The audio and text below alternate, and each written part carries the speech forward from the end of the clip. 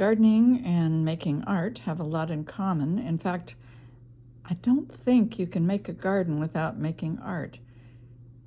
But the thing that they have most in common is that they are both about hope. You can't put a seed in the ground without hoping that it will come to fruition in the future. And you can't put your brush to a canvas without some similar hope about what might happen if you do. Last year, I didn't go to the garden very much. I spent most of my time in my studio trying to make that work, and I ran out of energy and motivation at the end of the day to go out and play in the garden. That was a first for me because I have always been a gardener.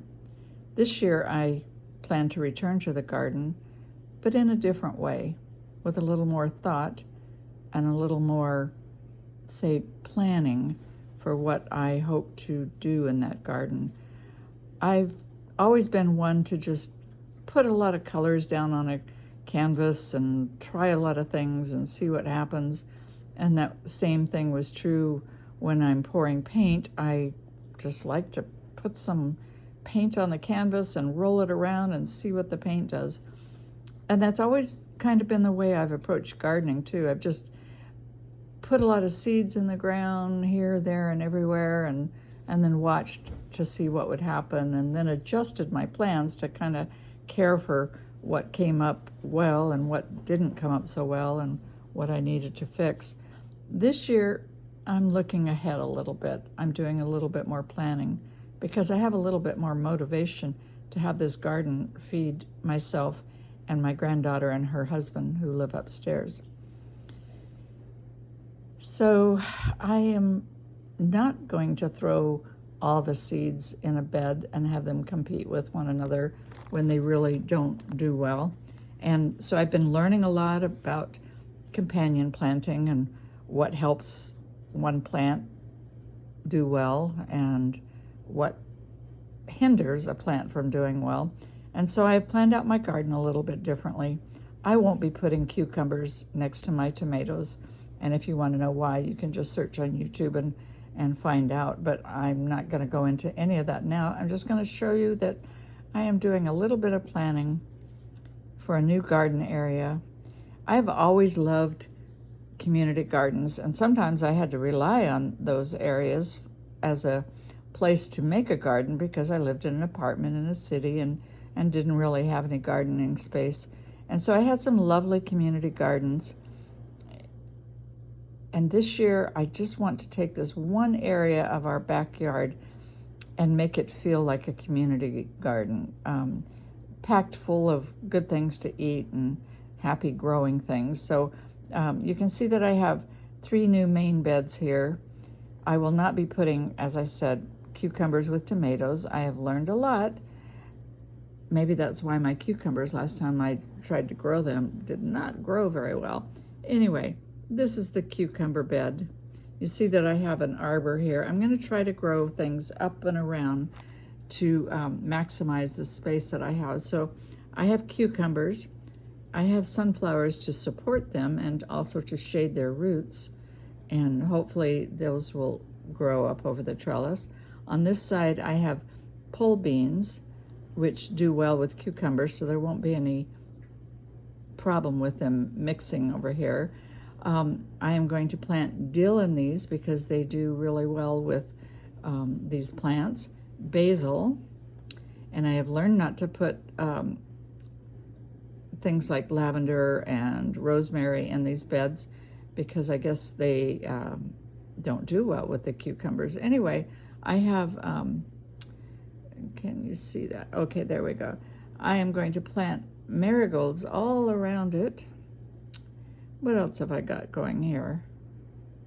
I can't, oh, some smaller sunflowers. I love sunflowers. They're one of my favorite things in the garden.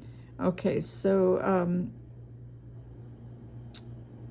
I can't read my own writing. Basil, dill. Okay, so we have another bed down here, right here. This is where my tomatoes are going to go, my 4 pepper plants, my onions, some nasturtiums all around it. I think that's all I've got in there. I've got a pathway here so we can get into the backyard from the gate. And I've got 3 more little beds here along the fence that grow, that are in a little bit of shade. So there's going to be my kale, my lettuce, and my spinach over here. So that's that. It was all a new garden bed in the backyard. This is an existing area that we already have, and I've already had some, this is where I planted before, and I'm going to plant again. So you can see over here, this is the new garden area. It goes back that way.